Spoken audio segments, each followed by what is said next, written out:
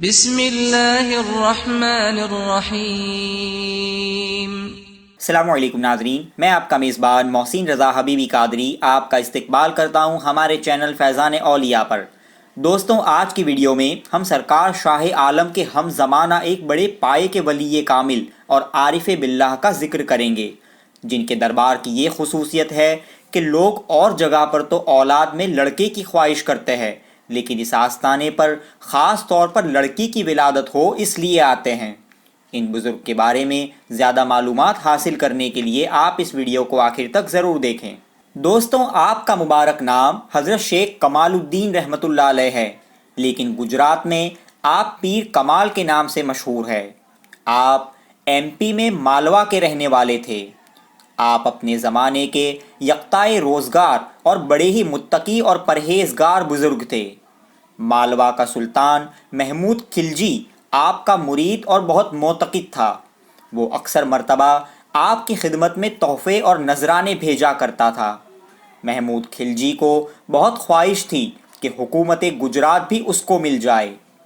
حضرت پیر کمال رحمۃ اللہ علیہ مالوا سے گجرات تشریف لائے اور شہر احمد آباد میں قیام کیا۔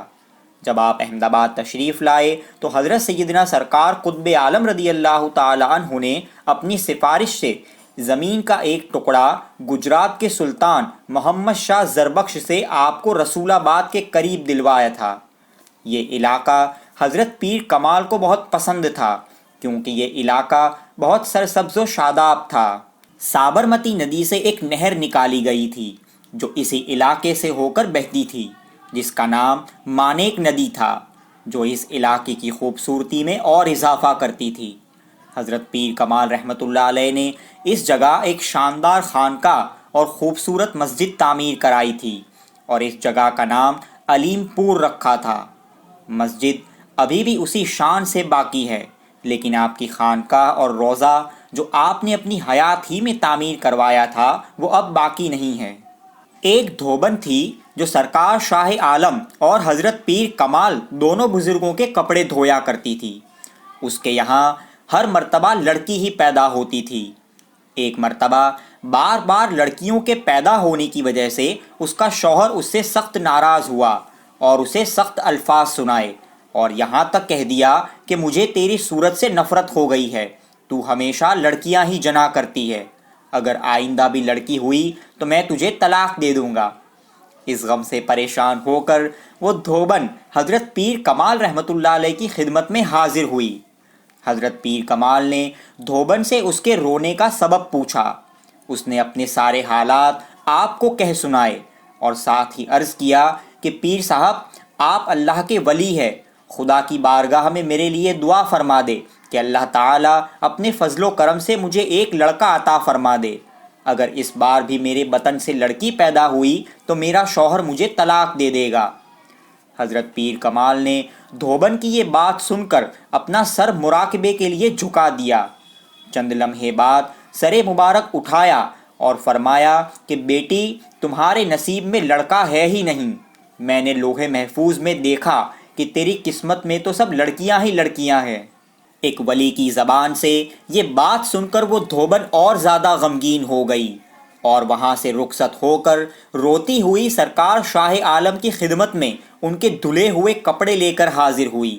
سرکار شاہ عالم نے اس سے رونے کی وجہ پوچھی تو اس نے حضرت کو بھی ساری بات بتائی اور ساتھ ہی حضرت پیر کمال کی پیشین گوئی بھی سنائی اور رونے لگی۔ سرکار شاہ عالم نے اس دھوبن سے فرمایا کہ جا، تیرے پیٹ سے اس بار لڑکا پیدا ہوگا۔ سرکار شاہ عالم کی زبان پاک سے یہ بشارت سن کر وہ خوش ہو گئی۔ گھر پہنچ کر اس نے اپنے شوہر کو بھی یہ بشارت سنائی۔ چند مہینوں کے بعد وہ دن آیا اور سرکار شاہ عالم کی بشارت کے مطابق اس دھوبن کے یہاں بڑا ہی خوبصورت لڑکا پیدا ہوا۔ دونوں میاں بیوی کے خوشی کی کوئی انتہا نہ رہی۔ چند دنوں کے بعد جب وہ دھوبن حضرت پیر کمال کی خدمت میں حاضر ہوئی تو اس نے عرض کیا کہ حضور، آپ نے تو فرمایا تھا کہ میرے یہاں لڑکی پیدا ہوگی، لیکن میں قربان جاؤں سرکار شاہ عالم کی لطف و عطا پر کہ ان کی دعا سے میرے یہاں لڑکے کی ولادت ہوئی ہے۔ یہ سن کر حضرت پیر کمال نے فرمایا کہ ایسا ہرگز نہیں ہو سکتا، یہ لڑکا نہیں لڑکی ہے۔ آپ کی زبان مبارک سے یہ الفاظ نکلنے ہی تھے کہ وہ لڑکا لڑکی بن گیا۔ دھوبن یہ دیکھ کر بڑی فکر مند ہوئی اور فوراً سرکار شاہ عالم کی خدمت میں حاضر ہوئی اور کہنے لگی کہ حضور میں تو برباد ہو گئی، حضرت پیر کمال کی زبان سے اس طرح کے الفاظ نکلے تو میرا لڑکا لڑکی بن گیا ہے، اب میں کیا کروں؟ یہ سن کر سرکار شاہ عالم بے ساختہ مسکرا پڑے اور فرمایا کہ نادان، گھبراتی کیوں ہے؟ نظر اٹھا کر دیکھ، یہ بیٹی نہیں بیٹا ہے۔ دھوبن یہ دیکھ کر خوشی خوشی وہاں سے رخصت ہوئی اور پھر حضرت پیر کمال کی خدمت میں حاضر ہوئی اور کہنے لگی کہ حضور مجھے تسلی ہو گئی ہے کہ یہ میرا بچہ لڑکا ہی ہے، لڑکی نہیں ہے۔ یہ سن کر حضرت پیر کمال کو جلال آ گیا اور انہوں نے فرمایا کہ میں نے کہہ دیا ہے کہ یہ لڑکا نہیں لڑکی ہے۔ دھوبن نے پھر دیکھا تو واقعی وہ لڑکا لڑکی بن چکا تھا۔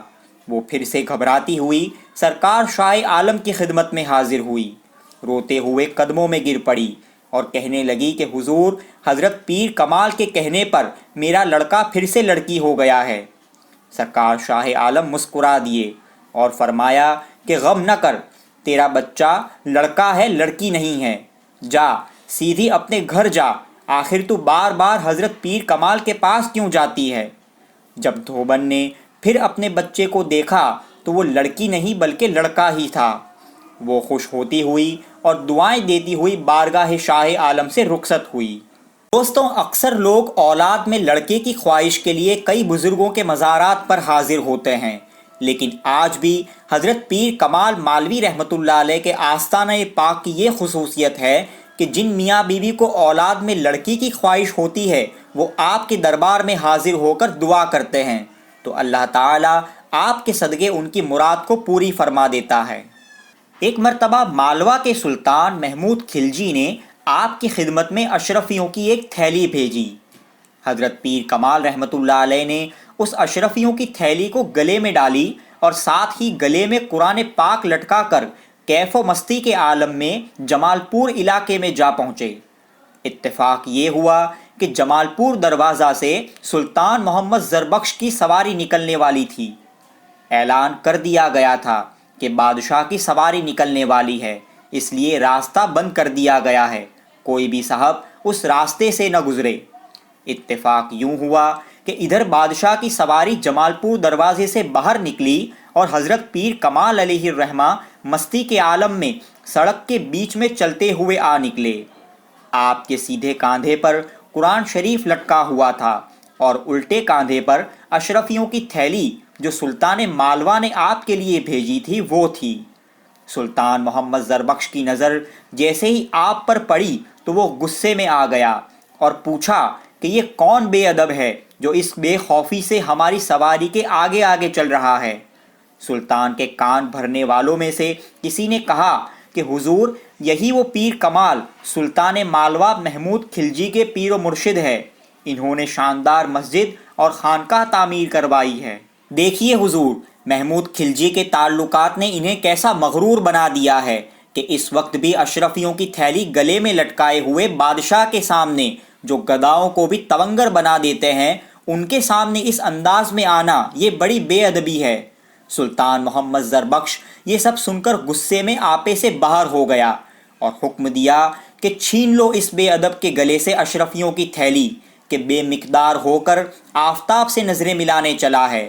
یہ فرمان شاہی سنتے ہی حکومت کے سپاہی حضرت پیر کمال کی طرف جھپٹ پڑے۔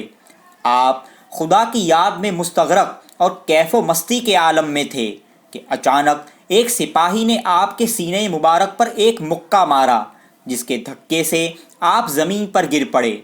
ایک دوسرے سپاہی نے یہ کہتے ہوئے کہ بے ادب فقیر، تجھے معلوم نہیں کہ بادشاہوں کے سامنے اس طرح آنا ایک عظیم جرم ہے، اس نے آپ کے گلے سے اشرفیوں کی تھیلی اور قرآن پاک چھین لیا۔ حضرت پیر کمال رحمۃ اللہ علیہ نے ایک سرد آہ کھینچی اور فرمایا کہ ظالموں، یہ کیا اندھیر ہے؟ بادشاہ کی موجودگی میں جو قدرت کی طرف سے رعایا کی جان و مال کی رکھوالی کرنے کے لیے بنایا گیا ہے، مجھ بے گناہ اور بے قصور کو لوٹ لیا گیا۔ خیر اے دنیا کے کتوں، تمہیں دولت چاہیے تو یہ اشرفیوں کی تھیلی لے جاؤ، لیکن مجھے میرا قرآن کریم دے دو۔ یہ سن کر جاتے ہوئے سپاہیوں میں سے ایک سپاہی نے پلٹ کر آپ کے رخسار مبارک پر تماچا مار دیا۔ زوردار تماچے کی وجہ سے آپ کے قدم لڑکھڑائے اور آپ گر پڑے۔ سامنے پڑے ہوئے ایک پتھر سے آپ کا سر ٹکرایا اور پیشانی زخمی ہو گئی اور خون نکل آیا۔ آنکھوں میں اندھیرا چھا گیا۔ بے ساختہ آپ کی زبان سے آہ نکل گئی۔ چند لمحات کے سکوت کے بعد حضرت پیر کمال اٹھے، اپنے ہاتھ سے پیشانی کے خون کو پونچھا۔ خون میں بھیگے ہوئے ہاتھ دیکھ کر صبر کا پیالہ چھلک اٹھا۔ انہی خون آلودہ ہاتھوں کو بارگاہ رب میں اٹھا کر سلطان محمد زربخش کے حق میں بد دعا فرمائی۔ فوراً موت قہر الہی کی صورت میں ظاہر ہوئی۔ سلطان محل پہنچ کر اچانک بیمار ہو گیا اور چند دن بستر میں رہ کر انتقال کر گیا۔ یہ واقعہ 855 ہجری کا ہے۔ اب آگے کیا ہوا اس کو آپ اس ویڈیو کے دوسرے پارٹ میں ضرور سنیں، بڑا ہی دلچسپ واقعہ ہے۔ یہ ویڈیو آپ کو کیسا لگا ہمیں کمنٹس کر کے ضرور بتائیں، اور اگر آپ نے ابھی تک ہمارے چینل کو سبسکرائب نہ کیا ہو تو سبسکرائب ضرور کر لیں۔ السلام علیکم ورحمۃ اللہ وبرکاتہ۔